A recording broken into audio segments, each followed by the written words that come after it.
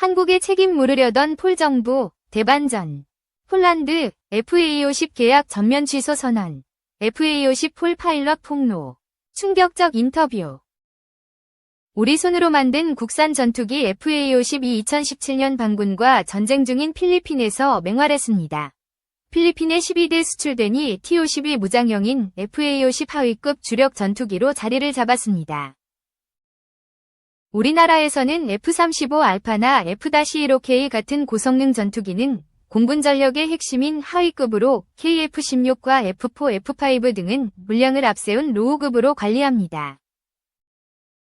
필리핀에서는 FA-50을 하위급으로 마세트 S-22 전투기 등은 로우급으로 운영하고 있다는 건데 FA-50의 성능이 그만큼 우수하다는 걸 의미합니다.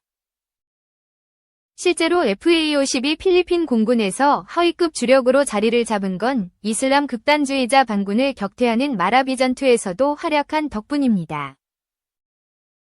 마라비 전투는 필리핀의 이슬람 극단주의 분파가 필리핀 남부에 있는 민다나오 섬 마라위시를 점령하면서 지난 2017년 5월부터 10월 사이 필리핀군과 반군 사이에 벌어졌던 전투입니다. 필리핀 마라비 전투에서 필리핀군은 반군의 10배 이르는 병력으로도 쉽게 승리하지 못했고 1,500명이 넘는 사상자까지 냈습니다. 필리핀 공군은 지난 2014년에 구매한 FA-50 경공격기 12대를 필리핀 제7 전술 전투기 불독 비행태에 대해 배치했고 전투에 앞서 2017년 1월 FA-52대로 반군 근거지의 야간 공습에 성공하면서 실전에서 첫 성과를 거뒀습니다.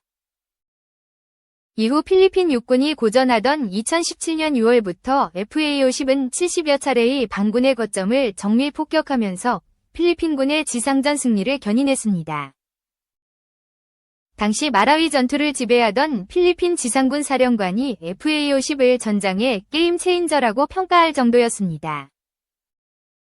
마라위 전투 중이던 2017년 6월 필리핀 공군의 마세티 S-21 전투기가 네 번째 공습에서 5인 공습을 가해서 정보군 11명이 숨지고 7명이 다치는 피해를 내면서 FA-50의 정밀 폭격 성공은 더욱 빛났습니다.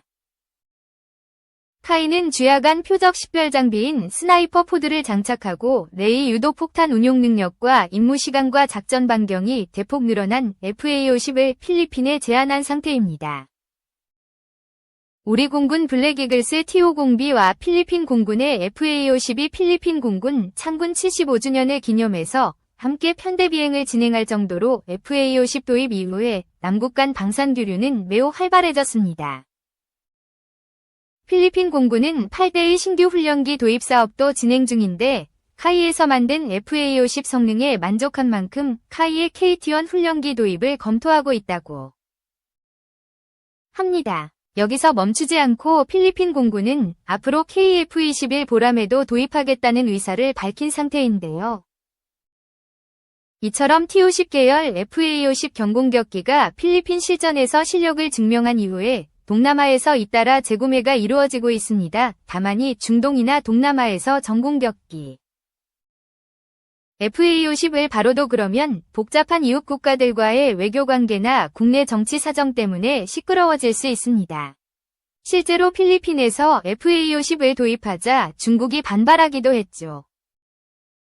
그래서 개발사인 카이는 외교적으로 덜 민감한 고등훈련기인 T-50으로 판매를 했다가 나중에 무장을 업그레이드해서 FA-50으로 탈바꿈시켜주는 맞춤형 수출 방식을 통해서 동남아와 중동에서 72대를 수출하는 큰 수확을 올렸습니다. 확실한 건 고등훈련기인 T-50 형태로 구입하는 국가는 많지만 대부분 가성비 좋은 경공격기인 FA-50으로 바꿔서 쓴다는 점입니다. 실제 능력까지 검증된 셈인데 앞으로 추가 수출도 더욱 탄력받을 전망입니다. 그동안 한국 정부는 필리핀 정부의 군함 및 호위함, 그리고 구룡 미사일 등 한국에서는 퇴역해 쓰이지 않는 국산 무기들을 증여해오며 국방교류를 강화해왔습니다. 그리고는 그 결실을 보고 있는 듯합니다. FA-50 전투기는 현재 12대가 수출됐는데 필리핀 정부는 추가 구매도 검토 중입니다. FA-50은 초음속 훈련기 T-50이 무장 버전인데 해외에서 실적 능력까지 엄청 된 겁니다. 민다나오 섬에서는 이슬람 무장 세력이 해외 지원을 받아서 반군 세력이 맹위를 떨치고 있었지만 한국에서 수주해간 전투기로 필리핀군은 순식간에 반군 세력을 진압했습니다. 전 세계적으로 전투기를 직접 만들 수 있는 국가는 우리나라를 포함 12국가뿐입니다. 문재인 대통령도 세일즈 외교를 펼쳤습니다. T-50 고등훈련기의 성능과 가격 면에서 세계 최고 수준이라고 평가받고 있습니다. 필리핀 공군의 차세대 전투기 도입 사회에서 FA-50의 청신호가 켜졌습니다. 평소 FA-50 전투기에 큰 관심을 보여왔던 페르디나드 마르코스 주니어 일명 봉봉 마르코스 필리핀 대통령이 FA-50 전투기 탑승 체험을 하고 FA-50에 대해 극찬을 쏟아냈다는 소식입니다. 평소 군사력 강화와 공군력 증강에 큰 관심을 가지고 있던 페르디나드 마르코스 주니어 필리핀 대통령이 3월 7일 필리핀 공군 FA-50 전투기에 탑승해 초계 비행 체험을 했으며 체험 후 전투기에 극찬을 쏟아냈다고 필리핀 언론들이 올해 3월 8일 보도했습니다.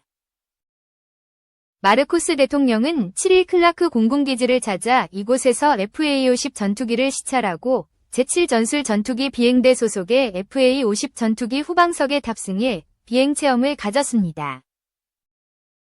필리핀 공군 수뇌부가 대통령을 초청하는 형식으로 이루어진 이번 비행 체험에서 마르코스 대통령은 생각보다 어지럽지도 않았고 체력적으로 힘들지도 않았다라며 오래전부터 하고 싶었던 일인데 오늘 환상적인 경험을 했다라고 소감을 밝혔습니다. 그는 미국 순방 때 전용기를 호위하는 FA-50 전투기를 보고 FA-50 전투기에 타봐야겠다는 소망이 생겼었다라며 이번 비행을 통해 공군력 현대화가 얼마나 중요한 것인지 다시 한번 깨달았다라고 강조했습니다. 필리핀 공군이 대통령을 전투기에 태워 탑승 체험 기회를 제공한 것은 현재 필리핀 공군이 추진 중인 4세대 전투기 도입 사업에 힘을 불어넣기 위함인데요.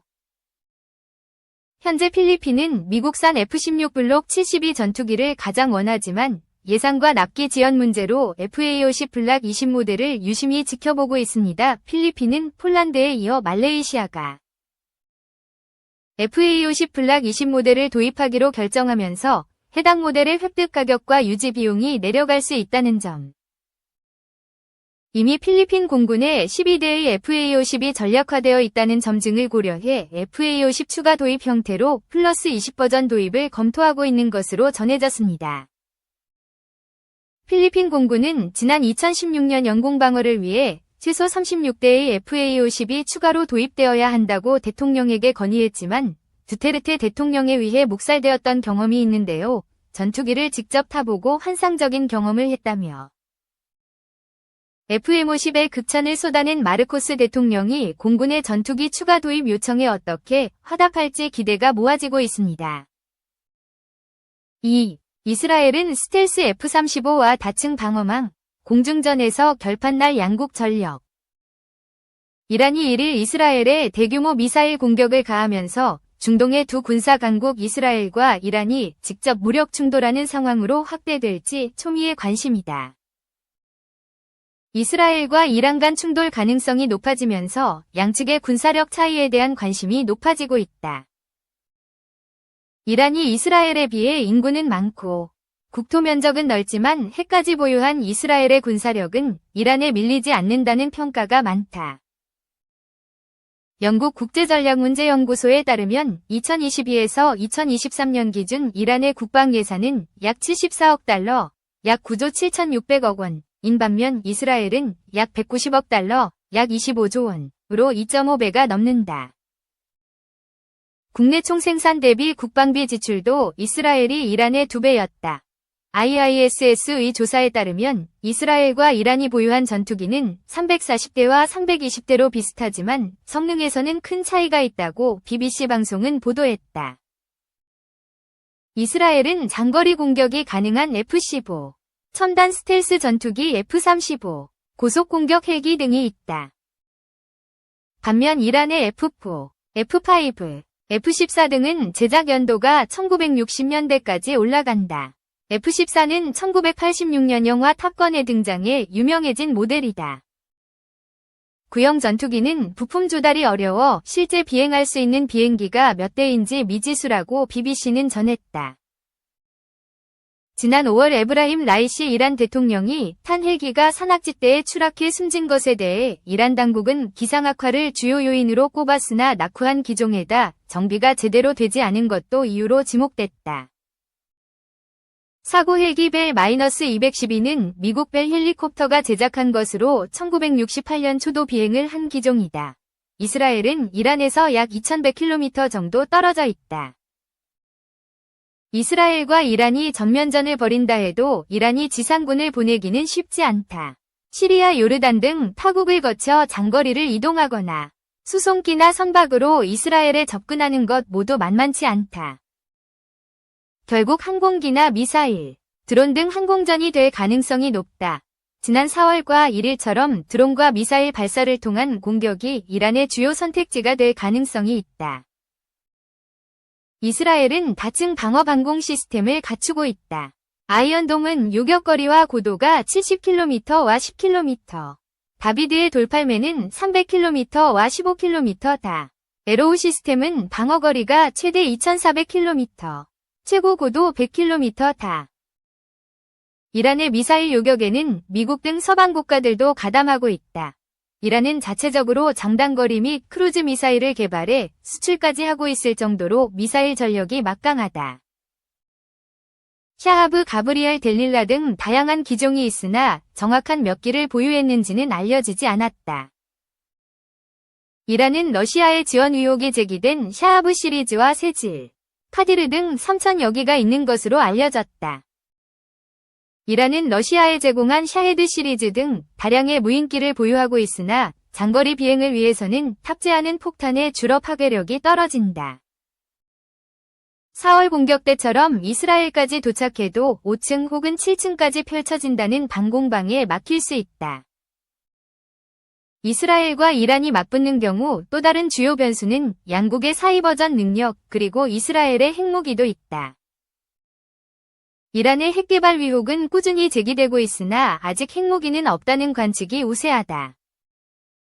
이란은 자국이 지원하는 저항의 축이라는 무장단체가 중동 곳곳에 있지만 가장 막강한 것으로 평가되는 헤즈볼라가 지도부가 잇따라 살해되는 등 큰 타격을 입어 얼마나 큰 오군이 될지는 미지수다.